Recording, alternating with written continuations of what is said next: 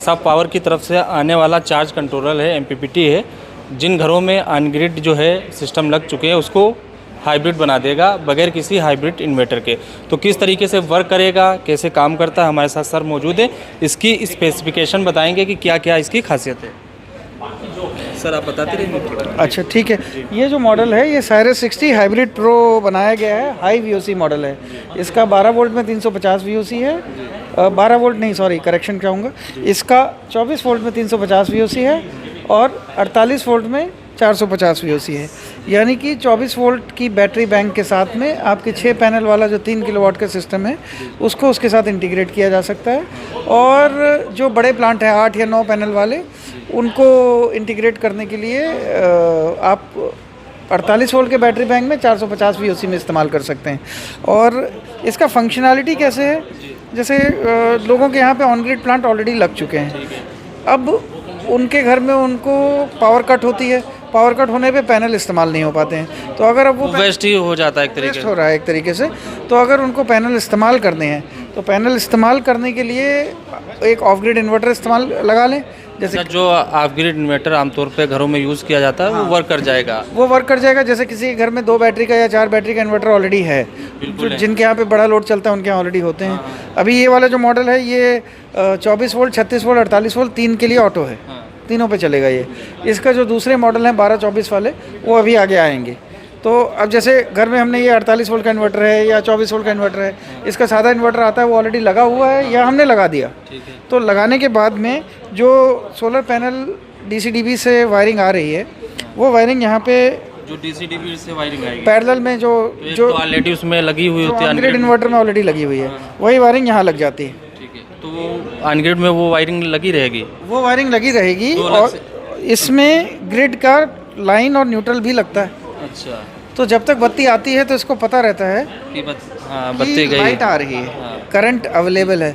तो ये नहीं, ये पैनल को नहीं यूज़ करेगा, पैनल को आइसोलेटेड रखेगा ताकि ऑन ग्रिड इन्वर्टर उस पैनल की पावर को बना करके एक्सपोर्ट करता रहे और घर में पावर देता रहे।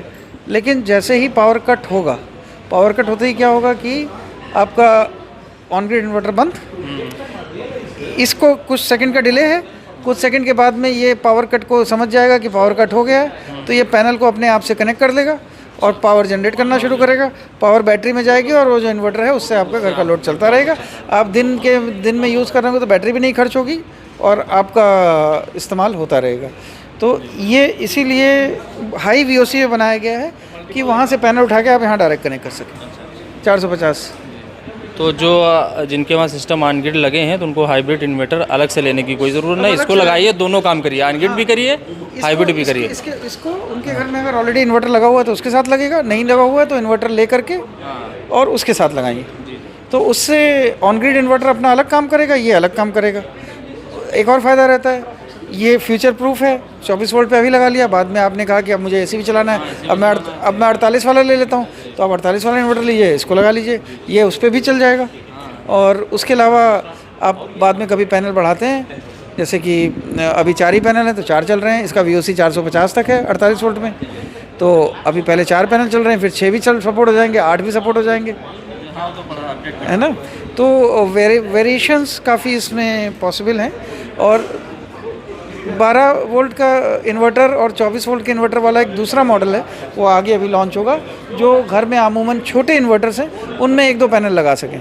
वो अभी भी लगाए जाते हैं, इनके थ्रू लगाए जाते हैं ये वाले। हाँ, ये 50 एम्पियर का 2 पैनल को बीच से बाइफरकेट कर लिया जाता है और इसमें फीड दे दिया जाता है, यहाँ से इन्वर्टर को दे दिया जाता है। तो जब पावर कट में वो पैनल एक्टिवेट इस पर होने चाहिए तो वो रिले लगा के एक्टिवेट कर दिया जाता है। तो उसका जो आगे का इनबिल्ट वर्जन है वो भी आगे इसी साइरस की तरह से आएगा। सर कोई जो वेंडर है या फिर कस्टमर कैसे इनको बाई कैसे करेगा, कहाँ से मिलेगा? डीलर डिस्ट्रीब्यूटर्स हैं अलग अलग डिस्ट्रिक्ट्स में, अलग अलग हाँ, एरिया में, अलग अलग एरिया में हैं। जब भी आप आशा पावर की वेबसाइट पे जाएंगे वहाँ भी देख सकते हैं।